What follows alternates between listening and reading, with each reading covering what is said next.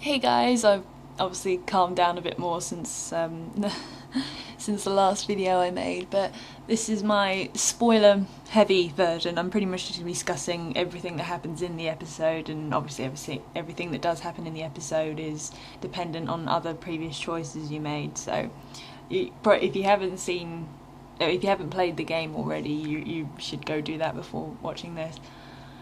But wow, it's really hard to be chipper after after that episode. Yeah, so starting with kind of I'll address kind of things I liked and didn't like through. Don't get me wrong, it's a very, very strong episode, but there was one thing that really snagged with me. I imagine a lot of people already know what it is, but just when I thought I couldn't hate Ramsay Snow any more than I already do, for everything that happens in the series and the games, just they keep bringing out new ways to make me despise this guy and just want to just completely knock him off the face of the planet.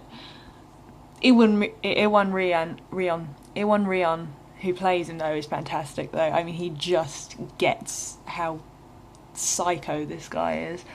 So that's not a criticism. In fact, it's a fucking commendation for Iwan Rion, whose name I hope I'm getting right, because he just makes such this hateful bastard, and you're transfixed with terror every time he's on screen. So it's not like the rest of the like Lud Whitehill or Griff Whitehill even, where they're just pathetic wannabes, and that they want to have all the power, they want to be these people, but you don't know if you're fairly certain they don't have the balls to go through with it, whereas Ramsay's already crossed the line so many times, you can't be at ease around him. Poor Arthur Glenmore got fucking strung up to a rack and disemboweled. That was grim. And I was really looking forward to seeing some more interaction with him as well. He was really cool. I should know not to get attached to these characters, it being Game of Thrones and all. Yeah, I was at the screen going, no, where's the option to stab Ramsay? Where's my renegade interrupt, damn it? But no, I had to sit there and watch as poor guy got his face carved up and his chest utterly reduced to hamburger meat and then disemboweled. That was a grim start. And then his poor sisters got to come in and see that afterwards. Poor Elena. Sorry, I'm not being very cohesive. So that was Roderick's segment opened up, because of course the cliffhanger of the last episode was Ramsay and Iron Wrath. Well, at least it was for me. Then we moved on to Mira again, who was great, who just had more shit dropped in her lap, where her friend Sarah has just said, I can't associate with you anymore. So once again, really fucking cheery stuff this episode, which was why it was such a delight when the next protagonist who came up was Asher. I was like, yes, Asher's gonna have something happy to do. Asher's gonna well, not quite happy, but he's gonna have a smile on his face. He's gonna have that Asher charm and grin. I would say that Mira is probably my number one protagonist, but Asher's a very close second. I do love Asher to bits.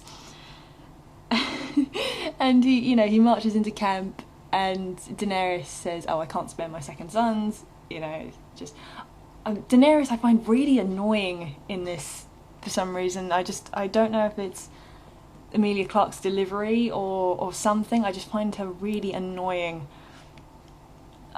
It's not nothing really detrimental to the game, because she's in it so little, but it's just every time I'm in a scene with Asher and Beskar and Malcolm, who are characters who are so who sound so good, as far as their dialogue and everything, even Croft sometimes, and then Daenerys just comes across as really stilted and unnatural. It really stands out.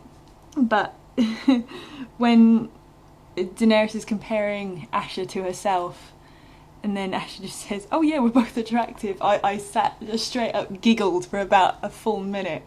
But because I'm really bad as far as I know the Telltale purists will be like, no, you can't pause and make up your mind and then make your decision. You got to make your decision while the time is ticking down. I don't do that at all. I'm just like, I'm too busy going, oh no, what should I do? I'm like weighing up my options. I think I'd go nuts if I had to play through every single game, just powering through with my decisions, because I end up going back to the main menu and restarting the section just because like, no, I want to do this right.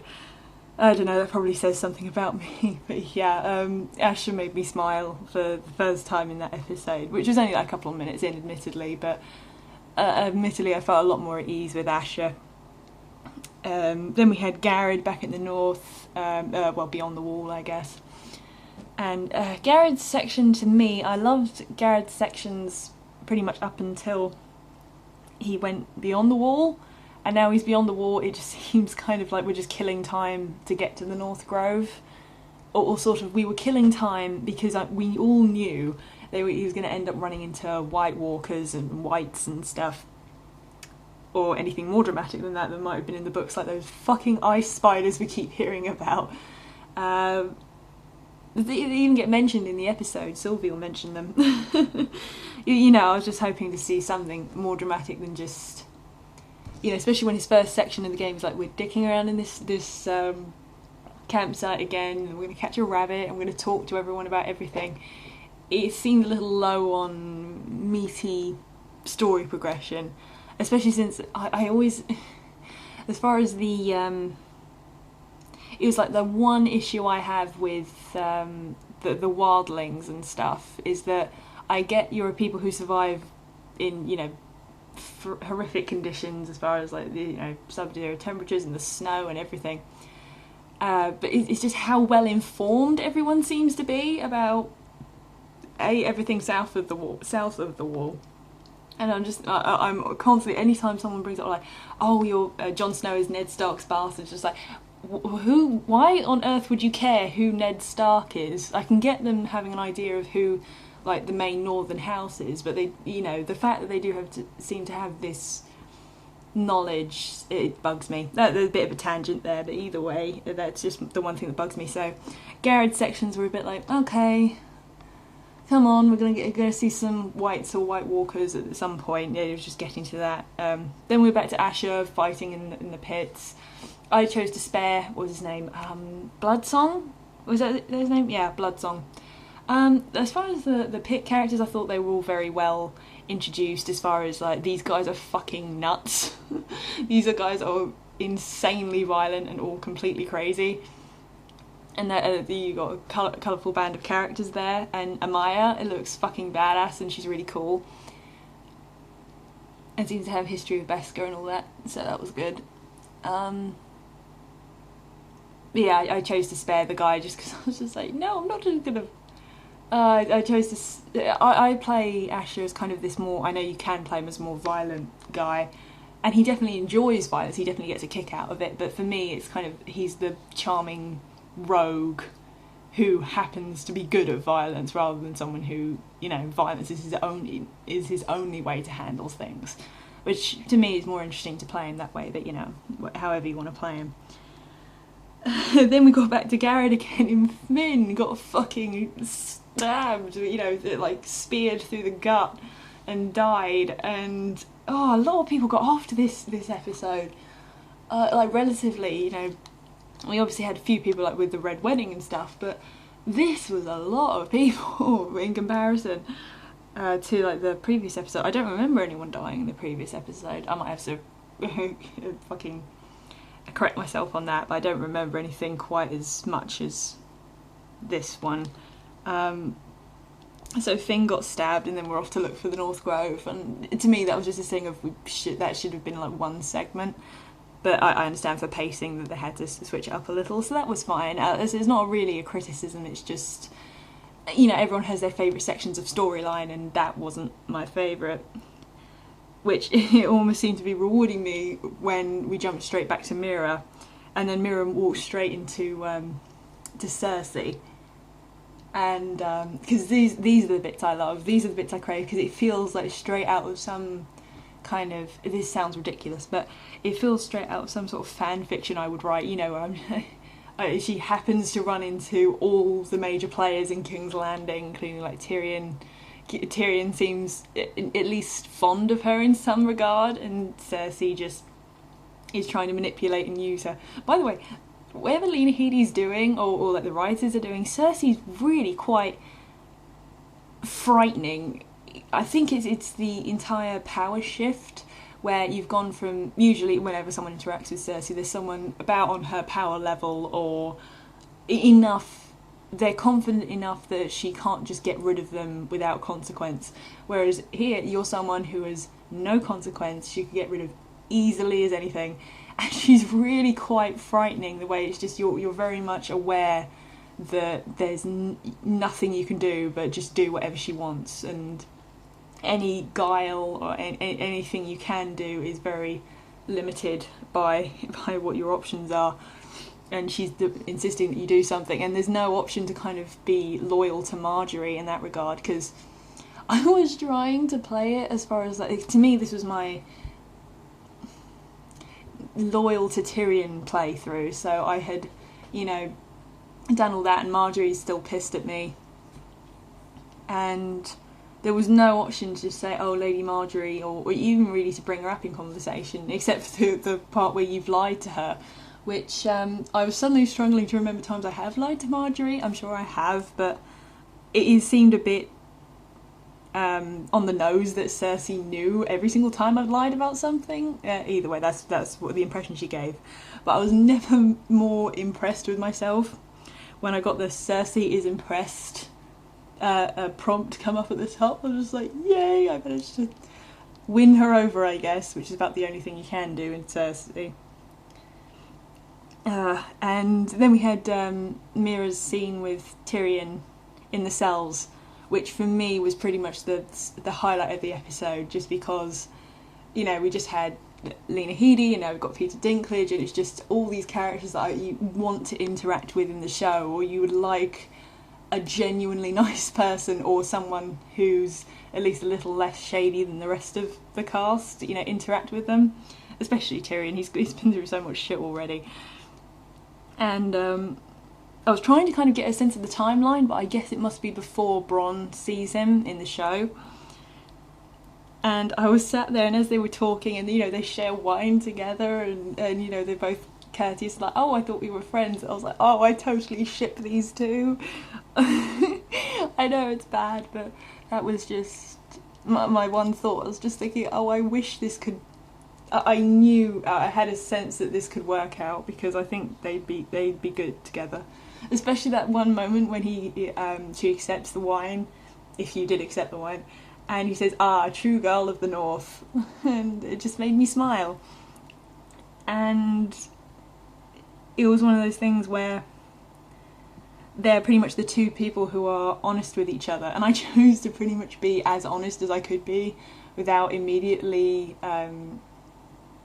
shooting myself in the foot one way or another, because, you know, it was this whole thing of, even as Mira, you know, because I do try and roleplay at least a little bit, even as Mira would know that Tyrion is clever enough to know that Cersei is the one who put her up to it, so there's no point hiding, so they might as well just have a pleasant conversation. And that Lucan guy's a dick. I hope someone ends up shanking him in a later episode. Or even Mira, you know, she's done it to Kingsguard before. No, he's not Kingsguard, sorry, he's a Lannister guard, not Kingsguard. But yeah, and then we had the fucking Roderick scene, which just seemed to... Because I always knew from as soon as Roderick was alive that he was a prime candidate for death in this series, just because he's the Robb Stark analogy. As far as the Starks, they're all very similar to the Starks as far as the Foresters are. And because he was so similar to Robb Stark, you know, he was at the Red Wedding and all this nonsense, and then we start with him waking up in the arms of the woman he loved, and they're talking about how they're going to get married. I was just like, oh no, they're going to kill you, you're going to die. And I was trying to suppress that at the back of my mind, because it was just such a sweet scene between him and Elena, and then his little sister kind of walking in, and, you know, I'm always nice to Talia, because there's no reason to be a dick, even if you're role playing in that way, but it was just so relatively normal in the grand scheme of things, where it's just a happy couple who just spent the night together, and they're talking about how they're going to get married and the future they're going to have together. And even if it wasn't quite that on the nose, it was just one of those things that, you know what, there might be a future to have once this is all over, and hopefully we're not all going to be killed and everything by the end of this. Oh, Jesus. The people who know can hear, I imagine I'm already getting emotional again. And then Talia tells you who the traitor is. And this to me was the biggest snag, was who the traitor ends up being revealed as. Was because it ends up being whoever you didn't choose as your sentinel, which pissed me off, because I actually had written at the top of my sheet of notes, I had Maester Ortegrin penned as the traitor, because I knew it was going to be one of those things where it's too annoying to have it be a choice of who gets the promotion or not. The guy who doesn't get the promotion is the guy who betrays you. And I was thinking, no, surely that's not going to be it. It's going to be something else, or there's going to be a twist on it where, or something. I was expecting, it can't be that straightforward, but it ended up being that straightforward. And it was just really grated on me, because everything else was a surprise, or it made sense in terms of why someone would betray someone else, betray the house. Royland's got this whole thing of, because for me it was Royland, so I picked Duncan as my sentinel. I think it was for a majority of people, considering I think he's Duncan is the majority's sentinel. There was just this whole thing of Royland was all this bullshit talk of honour and duty and loyalty and all this nonsense, and I just, because in the back of my mind, you know, because obviously there's a small council, because there was a theory popping around that it was actually your mother who was the traitor, and that was how they knew, and I was thinking, I would actually prefer that over the Duncan or Royland thing, just because it would spare us from being, I didn't get the promotion, therefore I'm going to stab you in the back bullshit. So that was the one thing that stuck in my craw, but you know, it's one misstep, I would say, in a wave of very, very, very good writing. Certainly better than the show right now. So bravo to Telltale for that. But then it was the you know, and I chose to just kill him.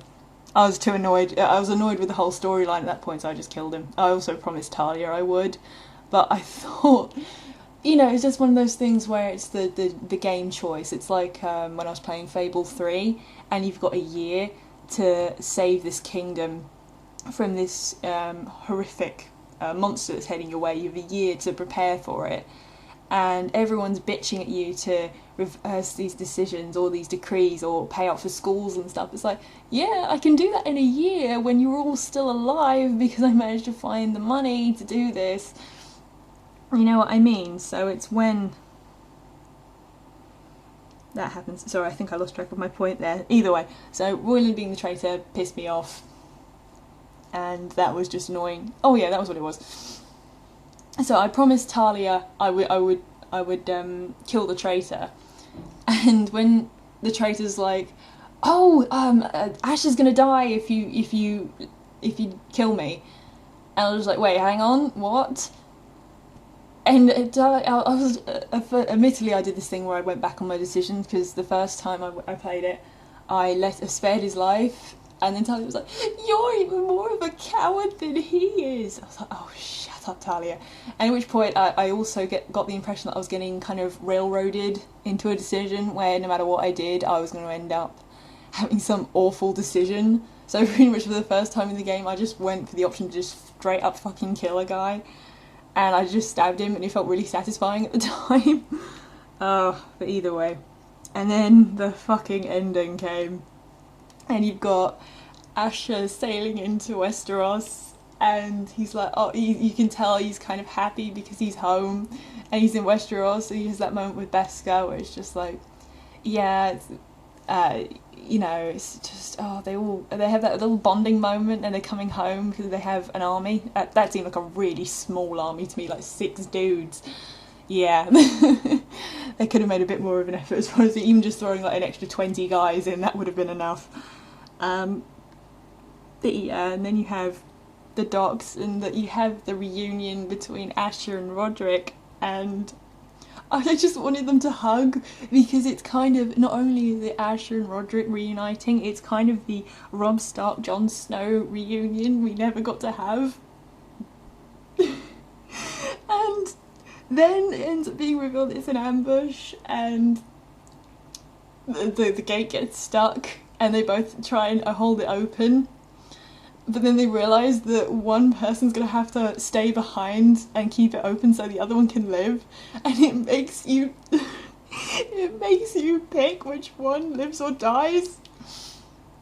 And I'm looking between like Roderick and Asher, and Roderick was never my favourite, but I was really attached to him. I wanted him to live, and what was going through my mind, you know, even as the thing starting to pulsate, is that, you know, he's the lord of the manor, he's got his relationship with Talia, he's got his relationship with Elena Glenmore, who's just lost her brother, and I was leaving, and it got Asher, and Beska is, you know, is his big sister, and he's just about to be reunited with the rest of his family, and oh god, I was just shouting at the screen, no, please, no, and I was kind of like wheeling the controller around trying to find some way to make it not, to make a third option appear on the screen. I shake the controller enough times and suddenly a magical third option will appear where I can fucking sacrifice someone else in the space of those two. Oh god. And then, as if that wasn't cruel enough, admittedly I chose Asher just because it was literally like a 50-50 at that point, where even though I had all the stuff they had to live for floating around in my head, it was just an inkling where I was just like, alright, I'll pick Asher. And he runs away, and, you know, and Roderick manages to run after him just enough time to say he's the Lord now. And then Duncan has that moment where he's just like, oh, he knows he can't save him, but he's got to go anyway.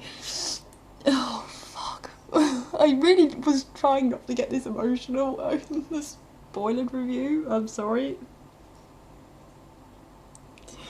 And then Roderick turns and faces against like 20 guys, and he manages to kill like, I think it was about 3 or 4 of them that I got, but he's just getting just more and more wounds, and I'm just shouting, no, take that. And I wanted to get Griff Whitehill. I just wanted to stab that smug bastard in the face, because he was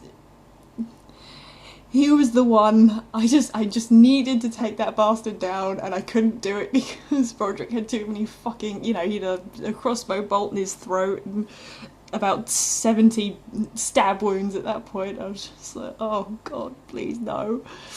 And then that is about the saddest ending of an episode. Like, since the Red Wedding, I think I was more affected by that than the Red Wedding, and let me explain that for a second, because with the Red Wedding, because I read the books, I knew it was coming, and I was still upset, but because I knew it was inevitable, I didn't get that too attached to the characters in any way. But that was just like, no, please, no. And I got so emotional, and I noticed it was one of the few ones where it didn't go straight to, there was no credits after that, it was just cut straight to your choices, which I felt was kind of like, oh yeah, they're shaming me for making the choices that ended in Roderick dying, or Asher dying, depending on your choice. But oh my god, I was so emotional. I probably would be crying more if I chose Asher. I don't know. Yeah, I didn't mean to quite rant as much as I did, but that was just such an amazing episode. And all the voice actors in particular are so good. Everyone gave such great performances. Like, a shout out to Peter Dinklage of the standard Game of Thrones cast, just because he was so warm and